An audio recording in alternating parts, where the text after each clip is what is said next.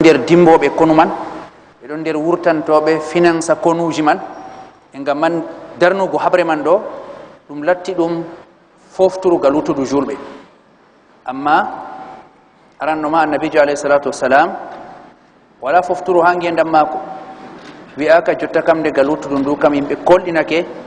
jotta kam lutta cuklano dunya mum, filoɓe ma cuklano filu mum, remoɓe cuklano ndemri muɗum, e nden marɓe sungullaji goɗɗi ɓe sani a cuklano sani aji muɗum, jotta kam masala habre darake moye fu waɗa dewal gal wuttudu muɗum. La, na kanjum wiyete nulal. Nabijo alayhi salatu wassalam hokkama duɓi no gas e tati tan ha o yettina nulal ɓurangal mawnugo ha tariha nele Allah ceniɗo. E nden siwtago gal wuttudu ndu kam ɗum maɓɓititgo nokkuje kuugal ɗuɗɗe kadi bo gal wuttudu wondu. Ngam man ɓawa nabijo alayhi salatu wassalam o warti ha Madina, o tawi jotta kam ferewunde waɗi, o de'iti gal wuttudu Quraishin ko en, jotta kam hakkilo mako huciti ha ewnago lamɓe dunya mawniraɓe ha islam, mawɗe laamiɓe dunya yabduɓe mawniraɓe, kamɓe man ɓen jotta kam ha o ewnoɓe ha silama. Ngam majum unwan ga jangeten jotta mukatabatul muluk wal umara, windango lamɓe ɓe lattiɓe umara ardiɓe ha nokkuje. Nabijo alayhi salatu wassalam o windani ɓe ɗereji o ewnortoɓe ha islam. Herra gare hitande jeegore, en andi hitande jeegore man ɗo, her mare annabijo waɗi sulhu Hudaybiya man. Herra gare mare ɗo, ɓawo annabijo alayhi salatu wassalam o warti her kon Hudaybiya man, o windani lamɓe o ewnortoɓe ha islam. Nelal islam ɗum nelal ngal dunya fuu, kanjum sendingal be nele caliɗe. Annabijo o nulama ha ummatoje lesdi man fuu, nelal mako laranayi nokkure ayinande, laranayi ummatore kazare, laranayi leñol kazawol. Ngam majum non man alquran nasi dow mum, ya ayuha nnas inni rasulullahi ilaykum jami'an,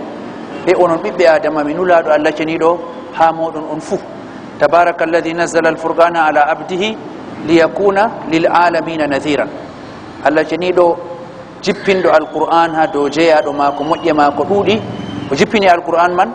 ngam nulaɗo mako man o laato o kulnowo kala dunyaru fuu, kala ɓiɓɓe adama fuu. E nden nelal man non ngal wayi, e nden kuuɗe annabijo alayhi salatu wassalam tadbiqatji mako ɗon gonɗina non nelal mako man wayi, non o famri nelal mako majum. Ngam majum lamɓe ɓe o windani man ɗo, ɓe gonayi ɗum lamɓe arab en, nder maɓɓe arab en ɗon, nder maɓɓe tana arab en ɗon,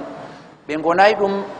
mare maɓɓe man ha jaziratul arab, ha tarde nde arab en geeɗi ha muɗum. Nama ɗum ƴaɓɓake ɗum dilli ha lesdi farisa, ɗum dilli ha lesdi rum.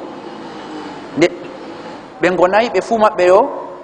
ɓe mushrikun en, ɓe rewoɓe labbi. La, woɗɓe maɓɓe ɗon tokki dina nasraniya, ɓurnal maɓɓe fuu ɗon tokki dina nasraniya, ɗon aja ɗon tokki dina annabi isa alayhi salatu wassalam. Amma ɓe fuu annabijo o ɗo faami ɓe pat o nulaɗo ha maɓɓe, sina o yettina nelal man ha maɓɓe. Kadi annabijo alayhi salatu wassalam nde o nufi o windanan lamɓe bana ɓeɗo man ɗereji, ɓe mbiyata mo kamɓe kam ɗabi'aji maɓɓe na ɓe jangata ɗereji, ɓe jaɓata ɗereji man sey to caché ɗon ha dow maji. To ɗerewol wari wala caché nultuɗo ngol ha dow magol, ɗerewol man laamu man reconnaissatangol, jangatangol. E ngam man annabijo alayhi salatu wassalam o waɗani hoore mako halagare nde cardi. Ha halagare man ɗo o windi ha dow mare Muhammad rasulullah, Muhammad rasulullah. Ɓe mbi bindol Muhammad rasulullah man ɗo ɗum hooci cati tati. Muhammad ma hooci ba catol gotol, ba catel gotel ha dow halagare. Rasul catel ɗiɗaɓel, Allah catel tataɓel. Amma ha talgo bindol man ɗo annabijo o fuɗɗiri be inde Allah woni gal dow kam, rasul woni ha gal les, Muhammad sakiti. E nden ɗum jangire dow dilla les, Muhammad rasulu Allah, waɗi inde Allah ceniɗo ha gal dow. Kadi banni kadi annabijo alayhi salatu wassalam o jogiti halagare nde ba ɗum caché nga o tammi takkugo ha dow ɗereji man, to o windi ngam lamɓe man keɓa jangadi. E nden her ton man wala aybe, ani goɗɗo julɗo malla ma ewnotoɗo ha lawol Allah ceniɗo o respecta condition ji ɓe o ewnoto, to li lutata dina. lambe man der condition ji mabbe do be jangata dereji sey to kashe don do ton nabijo wala non fay wala no kashe ko arti non amma nde o tawi maslaha da'wa man do hitoto dum dereji ma ko man hanelal man gal heba gal yottobe kam sey be lawol man wala bako dum lutirta dina o hoci non man hocani hore mako hala gare nde cardi man o wartiri dum kashe o takka ha do dereji man enden kugal banangal do hocugo dereji dillirade ha nokkuje dayide ha lambe lattibe mawbe yara dereji man tammo bo di dokkan botemaji namo e fufoti wawa dum sey dum subane yimbe tammortebe lebotiran be maju ngamana nabijo alayhi salatu wasalam o subi der sahabo en ma ko nelabe man do be o andi be kam wodi ko andi kambe man do be ngodi khibra be ngodi andugo nastidirgo be yimbe ngodi hikma be bawan be kuuda be lambe subira da qualitéji man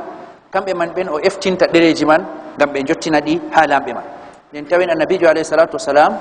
kala kungel fu hocanan dum be sababuji mudum tum o sakkinta sababu kam o do wadi dum o hoca banan kunde fu ko tefata hala gare nde wi'a mo sey wona o hoci dum sababu neletebe man bo do bo o laran moy fu jangete o suba dum moy lebotirta be kugal man o eftina dum gal annabijo alayhi salatu wasalam o nuli be do man halambe be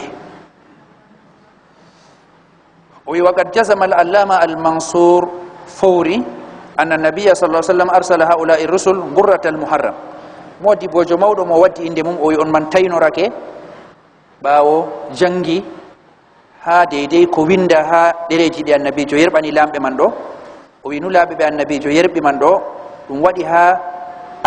aranum ha lewru muharram nyalde arane ha lewru muharram hitande jeedi dabre perperol annabijo alayhi salatu wasalam ko arti annabijo o wurtano kono khaybar ko arti o siriya no wurtana ko kono khaybar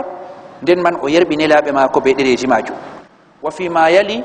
nususu hadhihi alkutub ha ko warata do kadi ko woni ha der dereji di o windi man dume o windani lambe man herdume o ewnuri be aranul man kam alkitab ila najashi malik alhabasha aranul man kam gol hucitinama ha beetedo najashi o kanko man wete lamdo lesdi habasha kanyum man wete ethiopia jotta enden hander afrique dum woni enden herdo annabijo alayhi salatu wasalam be derewol mako ha najashi man holli o nulado ha afrique fu o nulado ha africain en fu mudum ngam majum najashi man o lamdo lesdi habasha o balejo o nasraninkejo dina nasara o wadata annabijo alayhi salatu wasalam windani mo derewol najashi man o do wi'e ushuma malla ashuma al abjar do wete inde mako annabijo windani mo derewol man gol bo hokkingol gorko betedo amr ibn umayya ad-damri kanyum man o subi yaata ha nokkure man yara derewol maju kadi dum wadi ha fi akhir sanati 60 aw fil muharram imma hara gare hitande jeegore bana wodbe der windube sira man bi malla bo ha aran lewru muharram bana wodbe bo bi den man annabijo o windani najashi imam tabari modi bo tarikh be tafsir mawdo kanko man o waddani en nas ko annabijo alayhi salatu wasalam o windani lamdo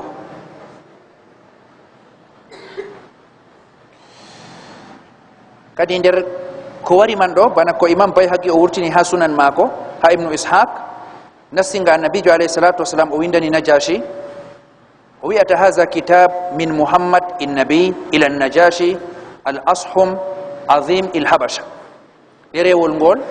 iga muhammad annabojo gol hucitinama bo ha najashi betedo ashum kanko man on wete mawdo lesdi habasha nabijo alayhi salatu wasalam o reconnaissance manguma ko be lamuma ko ha dede tarde de Allah wadi mo o mawdo hamudo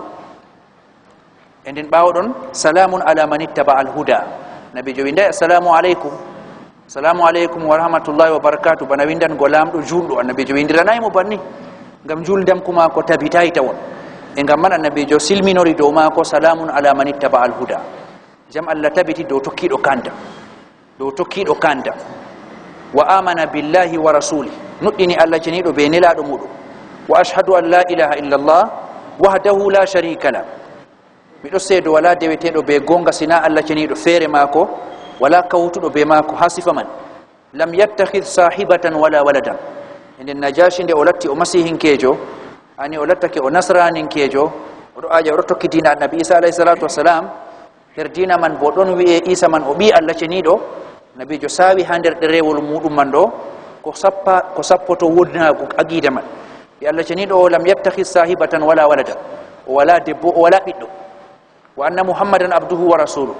muhammad o jeeyaɗo Allah o nelaɗo Allah wa aduka bi di'ayati l-islam miɗon ewnore annajashi be ewnandu ndu silama miɗon ewnore ewnandu ndu silama fa inni ana rasuluhu min o mi nulaɗo Allah ceniɗo fa aslim taslam silmu kisa silmu tokkanelal Allah man ngal mi nulaɗo Allah kam kisdam ha juuɗe Allah woni nden silmu an man kisa nden woni ha majum silmugo man ɗo ɗum kisdam maako ha dunya o luttida be laamu maako e ɗum kisdam maako bo ha alakhira ɓawo ɗon annabijo timmitiniri ɗerewol mum be aya ka Allah ceniɗo huccitini wolinde mum ha ahlul kitab ha nasranin ko en ya ahlal kitab ta'alaw ila kalimatin sawa'in baynana wa baynakum alla na'buda illa Allah wala nushrika bihi shay'a wala yattakhidha ba'duna ba'dan arbaban min dunillah fa in tawallaw faqulu ashhadu bi anna muslimun Allah ceniɗo wi he onon ahlul kitab he onon hokkaɓe deftere nden woni ha majum wolwan ko ɓe ko famnata darja maɓɓe be teddungal maɓɓe ɓe ahlul kitab na ɓe wasaniyun na ɓe rewoɓe labbi nden woodi darja ka ɓe mari kanjum man wiyete ɓe hokkaɓe ɗerewol hokkaɓe bindi ka lutudu Allah ceniɗo ta'alaw ila kalimatin sawa'in baynana wa baynakum ngare on fuu moɗon ngare her kalimawol her haala gaɗan ka en fuu en potan haala man ka gaɗan ka en fuu meɗen en potan haala man ka kanjum man wiyete alla na'buda illa Allah ta ndewen sey Allah feere muɗum en fuu meɗen Allah on tagi en feere muɗum Allah on riskata en feere muɗum her lesdi Allah feere mum les asama Allah feere muɗum e nden en fuu men lattoɗen en jeeyaɓe Allah man feere maako ta ndewen sina kanko feere maako wala nushrika bihi shay'an ta kawtanen mo ko ɗumejo ta ndewen hunde wonde no nde famɗiri fuu ha les rewgo Allah ceniɗo wala yattakhidha ba'duna ba'dan arbaban min dunillah ta woɗɓe meɗen gartira woɗɓe baɓe jawmiraɓe maɓɓe ga e Allah ceniɗo man ɗum lattake ɗo sankiti ha nder nasranin ko en wi'eteɓe modiɓɓe mawɓe maɓɓe gartira famarɓe bana ɗum jeeyaɓe muɗum ɗum maraɓe muɗum ɓen man tuƴantoɓe ɓen man jaggantoɓe ɓen man moftan jawle muɗum dokka ɓe ɓen man lutata ko ɓe mbiyata ɗum hatta ko ɓe umri ɗum yeddugo Allah ceniɗo e nden ɗum wartirgo ɓe kamɓe bo baɓe jawmiraɓe e nden ta woɗɓe meɗen gartira woɗɓe ɗum jawmiraɓe ga e Allah ceniɗo e nden ɗo wiyete kalimawol dammugol majum e nden en fuu en jeeyaɓe Allah kawten ha hunde woore kanjum man wiyete rewgo Allah ceniɗo feere muɗum ta kawtanen mo e bo ta woɗɓe meɗen pantino ha ɗowanago woɗɓe feere ha ɗowago man yotta bana ɗowanago Allah ceniɗo fa in tawallaw faqulu ashhadu bi anna muslimun e to on calake haqiqa man ka ewnandu ndu on calake ndu on ɗoylake ndu nden kam ceedane min mandane minen kam min ɗowantoɓe Allah ceniɗo her majum kadi ɗo man wiyete ɗerewol annabijo alayhi salatu wassalam ngol o huccitini ɗum ha ardiɗo lesdi habasha gonɗo ha afrique gonɗo ha lesdi éthiopie kanko man wiyete najashi o timminiri fa in abayt nden to a salake an najashi to a salake ko wari ha ɗerewol am ɗo fa inna alayka isman nasara zunuba nasranin ko en fuu wonan dow maɗa an wiyete dammugal kande Allah ha maɓɓe to a sakkini kande man a salake ka a sali kande man tokkorogal ma yetto ha maɓɓe ɓe lutti ha dow nasranin kaku man haɓe mayri be majum an kam zunuba ma lattata ko bana zunubaji maɓɓe a tammi rimdugo zunubaji maɓɓe dow zunuba maɗa enen ɗo wiyete ɗerewol annabijo alayhi salatu wassalam ngol o yerɓani ɗum najashi kadi eftuɗo ɗerewol man wiyete amru bnu umayya ad-damri nde o yettini ɗerewol annabijo alayhi salatu wassalam ha najashi hoocingol jaɓi ɗerewol man ɓawo jangi tawi ko woni nder magol bana ko nanɗen ɗo o jo'iningol ha dow gite mako ngam fantinago ha hormingo be teddingo o lattakino oɗon no jooɗi dow leeso laamu mako o jippi ha lesdi e ɓawo man ɗo wa aslama ala yadi jafar ibni abi talib o silmi wakkati man nden ha juuɗe jafar ibnu abi talib lattiɗo bapanyo annabijo alayhi salatu wasalam gonnodo halisdi habasha maju wa kataba ila an-nabiy sallallahu alayhi wasallam bizalik e bawdon bo o windani annabijo jawabu o andinan dum derewol ma ko hewtake dum e bo o jabi ko woni ha derewol man o silmi lati der ko o windi man ila muhammad rasulillah o sali fuddirgo be inde ma ko mangam hormin go annabijo alayhi salatu wasalam fuddiri be inde annabijo ha muhammad rasulullah iga najashi ashuma bawdon salamu alayka ya nabiy allah min allah wa rahmatullah wa barakatuh alladhi la ilaha illa huwa enen o silmini do annabijo alayhi salatu wasalam o tindiniran dum be o annabojo allah cenido o du'anto dum endam allah cenido barkaji allah cenido o tindiniran allah cenido mat bo wala dewetedo be gonga sina kanko bawo don o wiata faqad balagani kitabuka ya rasulullah tanulado allah derewol mada hewtake am fima zakarta min amri isa hako ngewtanda fi annabi isa alayhi salatu wassalam fa rabbis samai wal ard mi hunoraki allah cenido mardo sama be lesdi inna isa la yazidu ala ma zakarta tafruqan isa o besdata ko dede ko tindinda no o wa'i man do ko be kungel pamarel ni ko tindinda man do isa salata ko o maccudo allah cenido o jeraado allah cenido o kalimawol allah cenido o yonki pufaki ga allah cenido dum man kanjum man wete isa man innahu kama qult kanko isa man bambida man nonni o foti wa qad arafna ma ba'asta bihi ilayna min pami ko nultudamin wa qad garrabna ibna ammik min baditini bo bi bappanyo mada betedo jafar wa ashabak e sahabu en ma wontube be mako min gadi be don halis amin be teddinabe be darjidinabe fa ashhadu annaka rasulullah mi do sedo an o fakada nelado allah janido sadiqan musaddakan a gomdudo ha ko biida e a gomdintedo wakad bayatu mi andini bo mi tokkake ma mi sappake ma wa bayatu ibna ammik mi sappake bi bappanyo ma mo goddu mi halesti habasha wa aslamtu ala yadayhi lillahi rabbil alamin mi silmi ha do juude ma ko mi do wanake allah janido lati do kanyum marita galifu enen be do man silama nasti ha lesdi habasha ardi do lesdi habasha man kanko man wete najashi wakkati man lesdi habasha man do mari laamu jabdungu cembingu der laamuji mardi sembe masin ha nokkure majum enden be man lamdo man o nasti ha islam wa kana an-nabiy sallallahu alayhi wa sallam qad talaba min an-najashi an yursila ja'faran wa man ma'ahu min muhajiri al-habasha nabiy alayhi salatu wasalam o tefrino najashi man kadi neltira mo ja'far ebe fernobe e ga wakkati aranel don no halesti habasha man e ga wakkati julbe man don no ngade bone ha makka nabijo nasiyani no be kuta halesti habasha man be don noton o wino najashi man yerbitana bo be ha madina fa arsalahum fi safinatayn ma amr ibn umayya ad-damri najashi hebi kombeje didi yerbi julbe man wonbe halesti habasha man be gorko betedo amr ibn umayya ad-damri gaddudo derewol man o yerbi be ha madina faqadima bihim ala an-nabi sallallahu alaihi wasallam amr ibn umayya o wartidi be ja'far be yimbe ja'far man herdo annabi alayhi salatu wasalam amma wakkati man annabi do sugli hanokure wete khaybar kadi banni wete qissa najashi ni wete qissa mako be nelal islam ni wete qissa mako be derewol annabi alayhi salatu wasalam lati ko hebi man do dum darja ka Allah herori mo be mudum luttube be annabi windani man fu wala jottido mo ha jawab wala mo jawabu mudum latti bana jawab najashi gammajum kanko man Allah wadani mo hunde nde wadanay luttube fu ha ardibe man najashi o mayina ha lewru rajab kayru wete sumete ndu wawbe hitande jeena yabre her perol annabi alayhi salatu wasalam bawo tabu den kam tawen ha letirol man yaha dum aran hitande jeedi dabre den kanko bo hitande jeena yabre o mayina enen tawen hitande jeedi dabre man jeeta tabre man urata duubi didi ko jabri silama man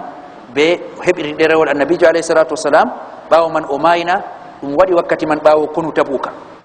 wanaahu an-nabiy sallallahu alayhi wasallam yawma wafati annabi on be hore mako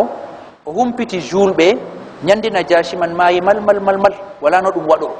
wala no wadira nyande najashi man mayi man nonni kubaru man hewto ha annabi alayhi salatu wasalam gam to ha dum waro yaman kam sey be goddo eftata kubaru man wadda bana wakkati ji man kam e tilde wonde hakkunde lesdi habasha man be madina man do wala no dum ta'oro der nyalde wore hebata ko amma ko wadi man Allah ceni do humpiti annabi alayhi salatu wasalam mayne ko najashi maju eden nyande o mayi man mal jibril waddani annabijo alayhi salatu wasalam kubaru maynego mako annabijo boy hewtini kubaru man ha sahabo en mudum wa salla alayhi salatu al-ghaib annabijo juli do najashi man julde mo walado mayido mo walado ha nokkure man jule do mudum annabijo juli ha do mako en gam teddingo mo e teddingo kuude mawde de wadani islam kanko on wete paabido fernobe marare arande kuuci halesti habasha man kanko man on wete calido sortugo be jawdi duundi Qurayshin ko en gaddanino mo ha o hokkita be ferbe man o wadayi non majo kanko man on wete lamdo mawdo jabdo silama marare arande nelal annabijo alayhi salam letiro annabijo hewti mo non o jabi silama man wala goddum ko dume o wadi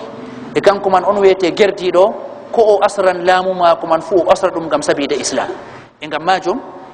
Allah cenido teddiniri mo be banni humpiti annabijo mayine go ma ko her nyande man den enen annabijo alayhi salatu wasalam wurti be sahabo en modum juri do ma ko julde mo wala do manda ka tarikh annabijo alayhi salatu wasalam o juli do goddo fere julde gaib sey do najashi fere modum be kubaru mayi man gartanta mo man kam jur don ha nokkuje dayidi amma o juli do goddo julde gaib banni man kam ko wari man kam dum najashi man fere modum ولما مات وتخلف على أرشه ملك آخر كتب إليه النبي صلى الله عليه وسلم كتابا آخر de o mayna man kadi her laamu habasha man do lamdo goddo lutimo on man bo annabijo bindando dum derewol godgol fere amma hebtaka o cilmudo o silmai dum man kam wala commanda hagal wuttudumaju to man den kam do we lamdo arano mo annabijo alayhi salatu wassalam o windani derewol bawo man o waddani en lamdo didabo kanko man wete al muqawqis malik misr bete do muqawqis kanko man on wete lamdo lesdi misra kanko man bo annabijo kucitindo derewol hama ko don ewnoro muhasilama wa kataba an-nabiy sallallahu alayhi wa sallam ila jurayj ibn matta indema ko jurayj ibn matta al mulaqab bil muqawqis o do jamme muqawqis malik misra wal iskandariya kanko man on wete ardi do lesdi misra be iskandariya annabijo windani mo bismillahir rahmanir rahim من محمد عبد الله ورسوله إلى المقوقس عظيم الكبت كمحمد جيادو الله جنيدو نلادو الله جنيدو ها بيتي دو مقوقس كان كمان اون ويتي مودو لينيول ويتي كبتين كو ان ها مصر سلام على من اتبع الهدى جمع الله دو جبدو توكي كاندا اما بعد فاني ادعوك بدايه الاسلام ميدون ايونو بي ايونا نودو سلاما اسلم تسلم سلمو كيسا واسلم يؤتك الله اجرك مرتين silmu Allah hokke baraji ma marraje didi Allah hokke baraji ma atokkake dina Isa Allah hokke baraji ma bo atokkake dina annabojo gardo bawo annabi Isa alayhi salatu wassalam fa in tawallay to asali jabgo haqiqa ka bo fa inna alayka isma ahli al-kibt wonan do ma zunuba gibtin ko en umma tore de lattida alamdo do mabbe an wete faddode kande Allah ceni do ha mabbe enen a eftan zunuba mabbe annabijo jangani mo aya kambino den go ya ahlal kitab ta'alu ila kalimatin sawa'in bainana wa bainakum hey onon hokkanobe deftere salinde ngare her kalimawol kawtan gol hakkunde men hakkunde amin be mon fondan gol hakkunde amin be modon kanjum man wete Allah na'budu illa Allah tande wen sai Allah tan wala nushrika bihi shay'an ta kawtanen mo bo kodume wala yattakhidha ba'duna ba'dan arbaban min dunillah ta wodbe men gartira wodbe badum marabe mudum dum rewetebe mudum gay Allah cenido fa in tawallaw to on salake ewna ndu an muqawqis an be yimbe ma fa qulu shahadu bi anna muslimun enen kam cede minin man kam min do wani be Allah cenido ha maju to do wete derewol annabijo alayhi salatu wasalam nabijo dereji ma ko latidi dammudi amma di don efta mana maraka haji banni wete nedi hawindan go lambe marata burnal fu haji derewol lattotongol jurgol ngala haji detayji ngidi résumé dum latto yo dammudum ko mara haji man kanjum man windantebe gam man tawen annabi sulaiman alayhi salatu wasalam de o windanan bilqis kanko man bo o lamdo bilqis bo lamdo latti derewol ma ko fu innahu min sulaiman wa innahu bismillahir rahmanir rahim alla ta'alu alayya wa'tuni muslimin derewol man fubrata tati kanjum man tanwete ko o windani bilqis enen terdo annabi alayhi salatu wasalam o windi o rammini hala واختار لحمل هذا الكتاب خاطب ابن أبي بلتعة النبي عليه الصلاة والسلام وصبه افتن دريول من يارنغول غوركو بيتي دو خاطب ابن أبي بلتعة خاطب ابن أبي بلتعة صحابه جو تدو wodi no qissa be sura al-mumtahina ya ayyuhalladhina amanu la tattakhizu aduwwi wa aduwwakum awliya sababu cipago surawol man kanko man on windanno makkin ko en bawa annabijo alayhi salatu wassalam yidi no kubar mudum man wirno tabe kepta o windi kubar man o yerbani makkin ko en amma derewol man siwayotta ko Allah humpiti annabijo alayhi salatu wassalam annabijo wadi tasnobe jaro derewol man dum pul debbo jokki mo halawol ko ci derewol man gol wartani annabijo alayhi salatu wassalam e wonimo jangingol ha do mako e bawo majum e ya rasulullah milataki minafikijo inma mi wadi dum ngam kala be gonduda ha do fu wodani be yimbe mabbe aynan maslahaji mabbe be zurriyaji mabbe ha makka min wala mo marmi bannon yodi yaluji am bodon ha makka mi yidi mi muwira makkin ko en be magol be litema be ngaynan zurriyaji am nabijo jabani mo geldul mako nde umar wi'ata accam mi fi'a dande mako ya rasulullah wadi nafikare annabijo alayhi salatu wassalam wi'ata mo ya umar ko andini ma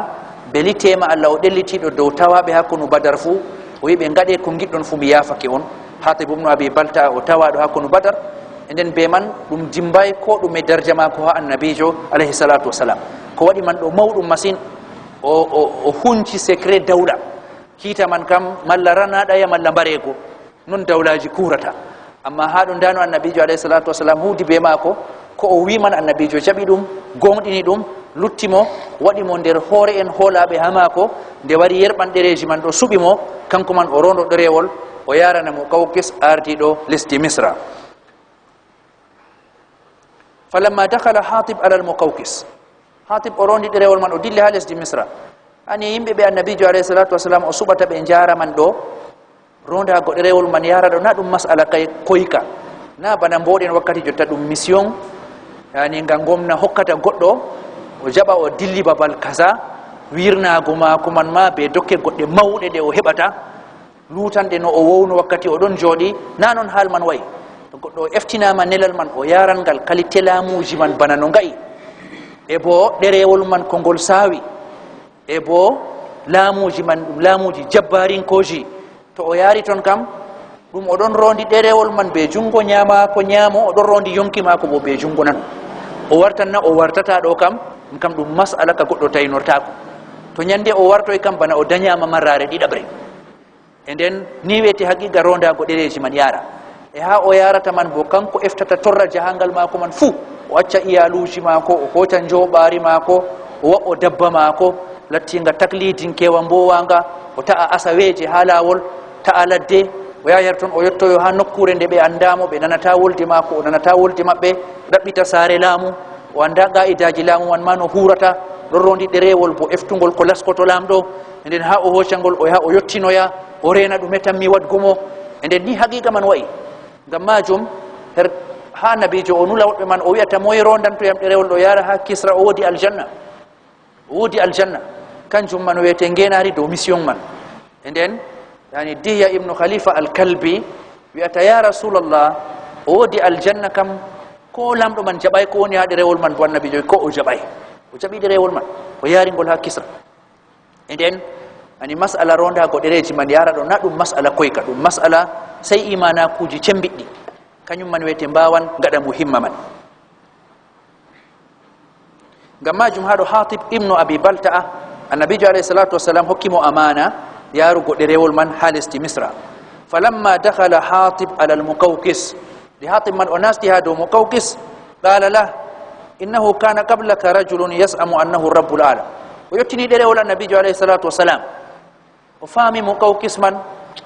bana o famay ha gitemum o famay jangay ha yeso mum bana jaban derewol man walla ma o fami ha yeso bana yidi mawnitora go derewol man e ngam majum o wulwani dum en don dara ha nabijo subi modo ciusal ngal o mari be imana ko ngu o mari ngam man bana ha nokkure man de o accay Muqawqis non o jeedi de o jangi ha yeso mudum bana réponse mum tammaki wodgo o besdi o wiata innahu kana qablaka rajulun yas'amu annahu rabbul ala ta Muqawqis alam do Misra ko artino ma do wodi no jodi no do ha babal ngal jodi dado kanko bo o lamdo no Misra non o mawniti ha o yotti o ajani hore mako kanko wete jawmirawo burando towgo amma jawmirawo gongajo burando towgo man accaymo nangimo her dunya do nangimo her alakhirah don fo fir'auna ndako Allah wadi no dum fantakama bihi summa takama min enden de o wi non man do Allah yangiti hirmako wati hirmako timminiri mo timmode hallunde sedni ummatoje ha do majum o wi'ata mo kadi fa'ta bir bi ghairi hocu wazu hatanama calino dum ha tariha dayi dum man dum latani dum wazu kenya kanko jodino babal man hande bo am jodi o latani o wazu wala ya'ta bir ghairuka bik tajab lattoda awazu tanama accu an on tadama latto wazu mada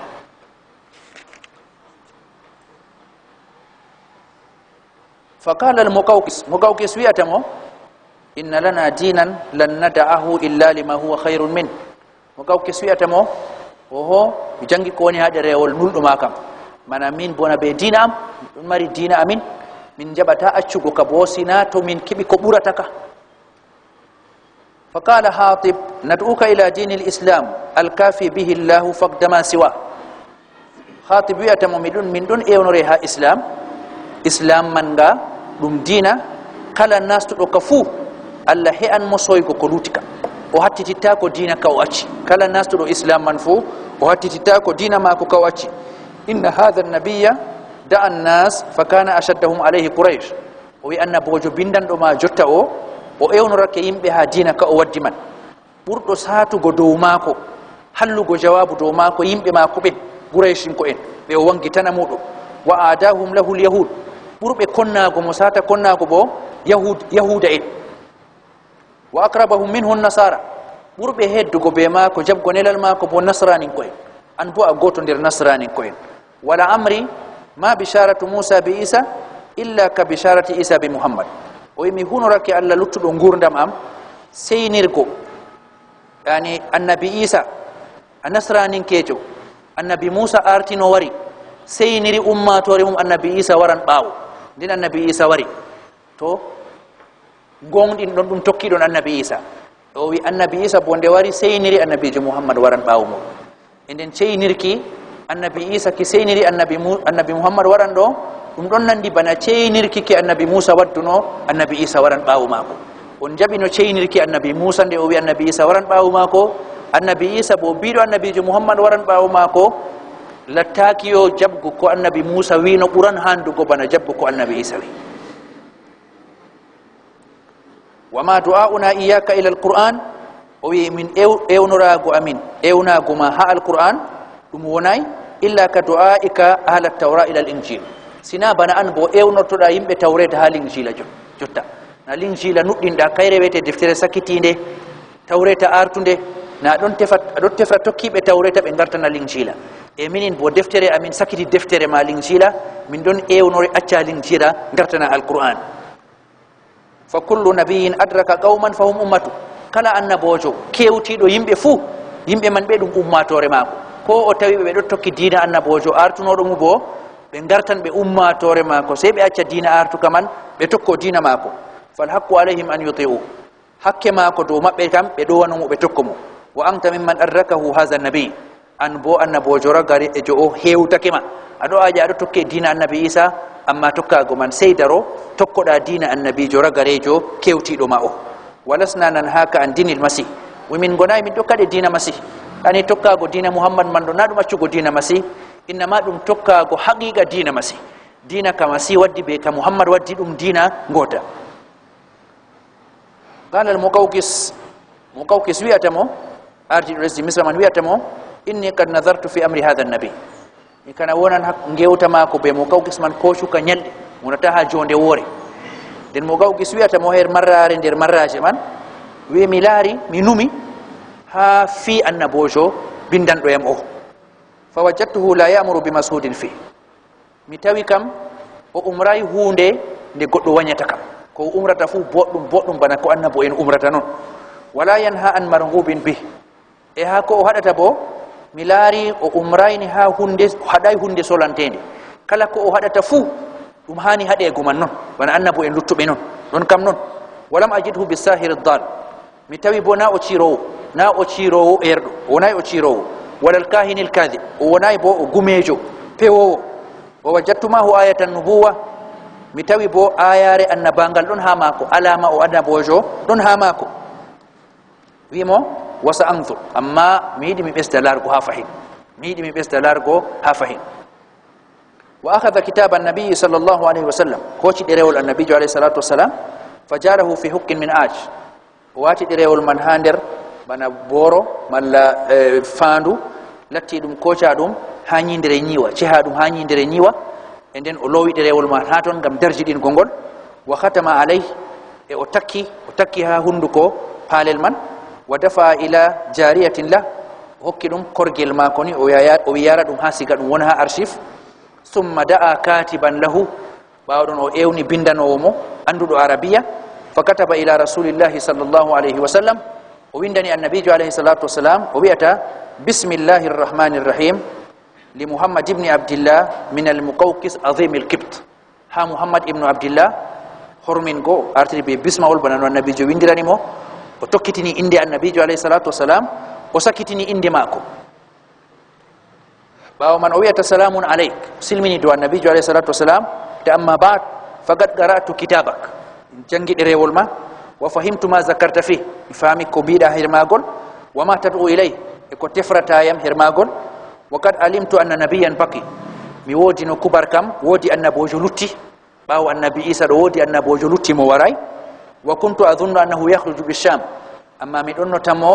o wurtorto no gal lesdi sham ton annabo en fu bangirno mi donno hedi gal ton o wurtorto wa kad akramtu rasulak e mi teddini bonelado ma mo dokkuda derewol man waddaniyam wa ba'astu ilayka bi jariyatayn min eldima bo horbe dido lahuma makanun fil qibti azim horbe be nuldumami be ngodi darja makka masin ha amin do ha chaka giddin ko en wa bi kiswa e min nuldudo ma bo limce koltal wa ahdaytu ilayka baghla min nuldima bo alfa darire litarkaba hangam baodande wassalamu alayk o lamsi be silminago do annabijo alayhi salatu wassalam enen jawab ma ko lattaki kallunga jawab ma ko kam bodnga baade wala ko famni ha jawab ma ko man o jabinilal wala ko famni ha jawab ma ko o jabinilal inma o hudi be nelado annabijo be derewol annabijo be fantina ko ha horumin ko masin e bo o hoci dokke o yerbani annabijo alayhi salatu wassalam walam yazid ala hadha walam yuslim o besday banni ha derewol ma ko man o besday o andini o silmi e o besday bo ko famnata o silmay wal jariyatani mariya wa sirin o wi horbe dido be o neldi annabijo man goto do wi e mariya goto bo do wi e sirin wal bagla duldul bagla bo inde mum duldul foti inde man ba o nga yottaki annabijo nga hebi inde man nga wardu be inde man Allahu alam bakiyat ila zamani muawiya yani bagla man alfa jarire man delutti ha zaman muawiya wattakhadha an-nabiy sallallahu alaihi wasallam mariya sariyatan lahu enen horbe dido be o yerbani annabijo man annabijo wartiri mariya kam dum culado muɗum mariya man ka annabijo suli dum enen bawo mariya man silmi wa hiya allati walada lahu ibrahim kanko on dañani annabijo biddo mudum gorko betedo ibrahim wa amma sirin amma kordo didabo betedo sirin fa ataha li hasan ibn thabit annabijo alayhi salatu wasalam o sahimo sahabojo mako betedo hasan ibn thabit al ansari enen annabijo alayhi salatu wasalam o jabi dokke mako dokke de muqawqis sahimo man do annabijo o jabi de goddum o hutiniri e goddum bo o sahi yoga sahabo en mako gamman e mi dagoto jabgo dokkal kefero do man do hodum dalila dagoto juldo jaba dokkal halatido kefero annabijo alayhi salatu wasalam jabi dokke oduma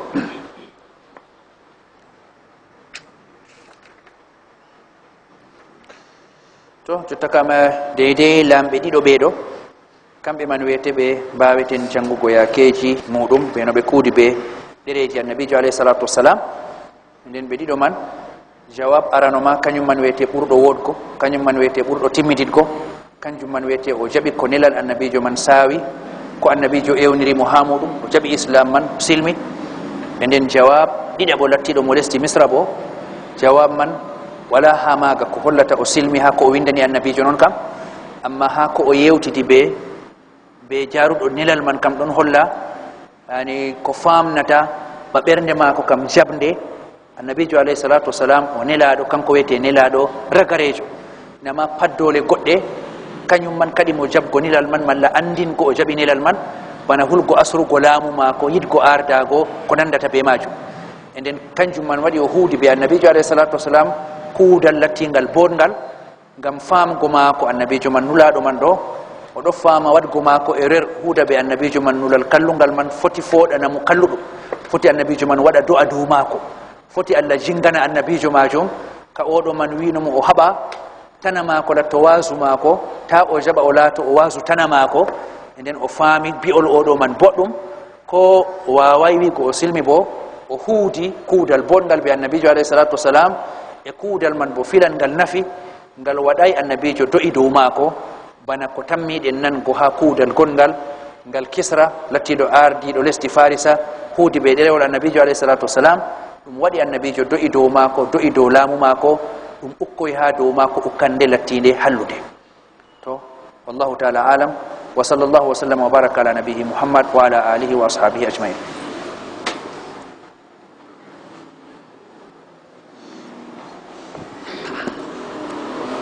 بسم الله الرحمن الرحيم الحمد لله رب العالمين